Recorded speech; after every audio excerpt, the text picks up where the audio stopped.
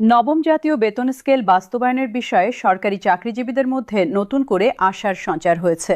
বিএনপির ভারপ্রাপ্ত চেয়ারম্যান তারেক রহমান সুস্পষ্ট ঘোষণা দিয়েছেন যে দেশে পরিপূর্ণ স্থিতিশীলতা ফিরে আসার পর এই বেতন কাঠামো কার্যকর করা হবে।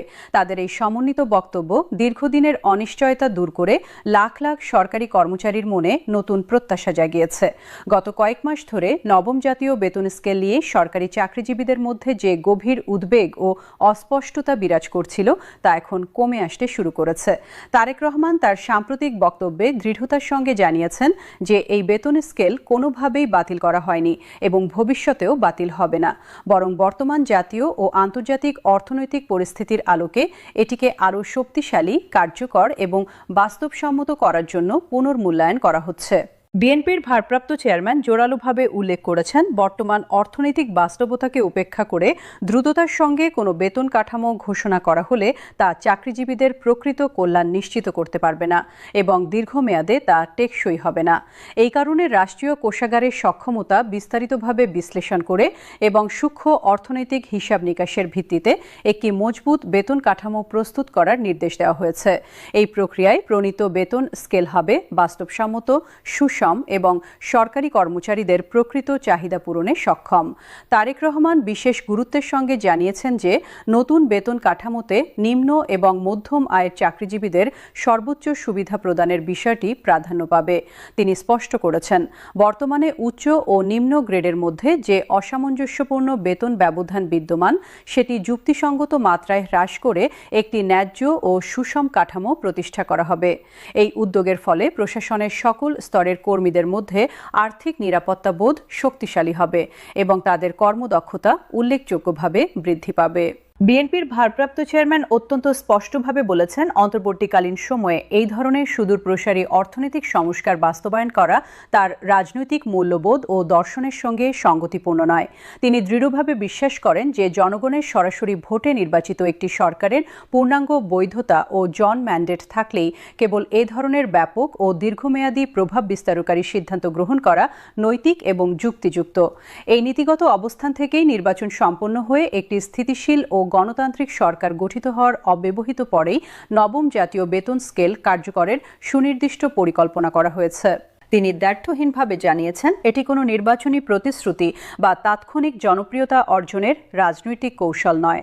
এটি একটি সুচিন্তিত, বাস্তবমুখী এবং দীর্ঘমেয়াদী কর্মপরিকল্পনা যা সরকারি চাকরিজীবীদের আর্থিক নিরাপত্তা এবং রাষ্ট্রীয় অর্থনৈতিক সক্ষমতা উভয়কেই সমান গুরুত্বের সঙ্গে বিবেচনা করে প্রণয়ন করা হয়েছে। নির্বাচনোত্তর সময়ে এই বেতন স্কেল বাস্তবায়িত হলে রাষ্ট্রীয় অর্থব্যবস্থায় কোনো আকস্মিক বা অনাকাঙ্ক্ষিত চাপ সৃষ্টি হবে না এবং মুদ্রাস্ফীতিও নিয়ন্ত্রণে থাকবে। সরকারি চাকরিজীবীদের মধ্যে বিগত কয়েক মাস ধরে নানা ধরনের উদ্বেগ, গুঞ্জন এবং আশঙ্কা প্রচলিত ছিল। সচিবালয় থেকে শুরু করে জেলা, উপজেলা এবং মাঠ পর্যায়ের প্রশাসন পর্যন্ত বিভিন্ন ধরনের অনিশ্চয়তার কথা শোনা যাচ্ছিল। অনেকে মনে করছিলেন অর্থনৈতিক সংকট এবং রাজস্ব ঘাটতির কারণে বেতন স্কেল হয়তো বাতিল করা হতে পারে। আবার কেউ কেউ ভাবছিলেন এটি অনির্দিষ্টকালের জন্য স্থগিত বা মুলতবি রাখা হবে। তারেক রহমানের এই সাম্প্রতিক সুস্পষ্ট ও দৃঢ় বক্তব্য সেসব ভিত্তিহীন গুঞ্জন ও উদ্বেগের সম্পূর্ণ অবসান ঘটিয়েছে এবং কয়েক লক্ষ চাকরিজীবীর মনে নতুন করে আশা ও প্রত্যাশার আলো জ্বালিয়েছে। তিনি পরিষ্কারভাবে জানিয়েছেন, বেতন স্কেল পুনর্বিবেচনা করার অর্থ কখনোই এটি বাতিল করা নয়, বরং এটি আরও শক্তিশালী, দৃঢ় এবং কার্যকর ভিত্তির উপর প্রতিষ্ঠা করার একটি দায়িত্বশীল ও সুচিন্তিত উদ্যোগ। তার যুক্তি অনুসারে একবার অপূর্ণাঙ্গ বা ত্রুটিপূর্ণ কাঠামো চালু করে পরবর্তী সময়ে বারবার সংশোধনের জটিল প্রক্রিয়ার মধ্য দিয়ে যাওয়ার চেয়ে প্রথম থেকেই একটি নিখুঁত, সম্পূর্ণ এবং কার্যকর কাঠামো প্রস্তুত করা অনেক বেশি বিচক্ষণ ও দূরদর্শী পদক্ষেপ।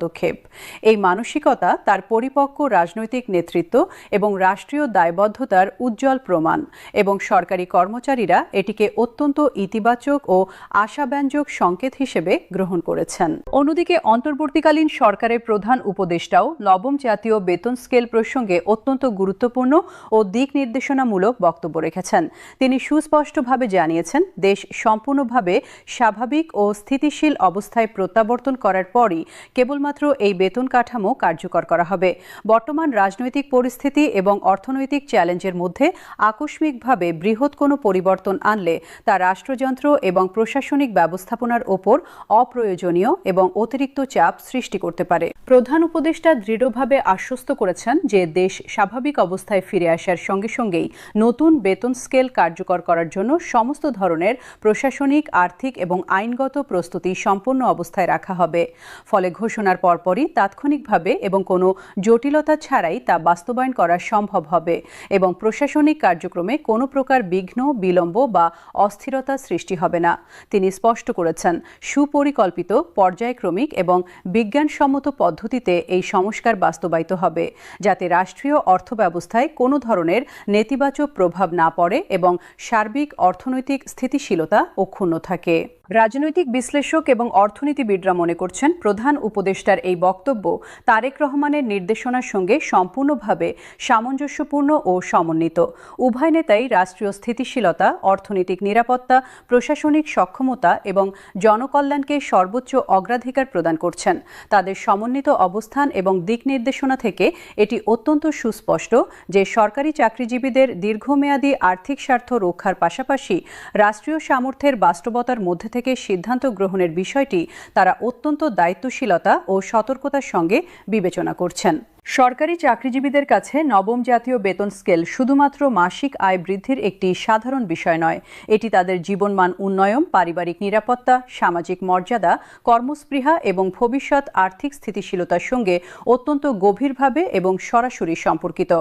বর্তমান সময়ে নিত্য প্রয়োজনীয় পণ্যের ক্রমবর্ধমান মূল্য, আবাসিক ভাড়া, সন্তানদের শিক্ষা খরচ, চিকিৎসা ব্যয় এবং অন্যান্য জীবনযাত্রার ব্যয় অতীতের যে কোনো সময়ের তুলনায় অনেক বেশি। এই কঠিন এবং চ্যালেঞ্জিং অর্থনৈতিক বাস্তবতা বিবেচনা করেই বেতন কাঠামোর আমূল সংস্কার প্রক্রিয়া এগিয়ে চলেছে।